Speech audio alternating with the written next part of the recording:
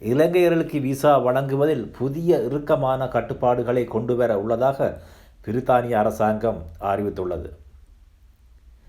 இலங்கையர்கள், பாகிஸ்தானியர்கள் மற்றும் நைஜீரியர்கள் உள்ளிட்டவர்களின் வேலை மற்றும் கல்வி ஆகியவற்றுக்கான விசா விண்ணப்பங்களை கட்டுப்படுத்த பிரித்தானிய அரசாங்கம் நடவடிக்கை எடுக்க உள்ளதாக தெரிவிக்கப்படுகிறது. வேறு நாடுகளில் இருந்து வருவோர் பிரித்தானியாவில் அதிக நாட்கள் தங்கியிருந்து புகலிடம் கோர வாய்ப்புள்ளதால் இந்த நடவடிக்கை முன்னெடுக்கப்பட உள்ளதாக தெரிவிக்கப்படுகிறது.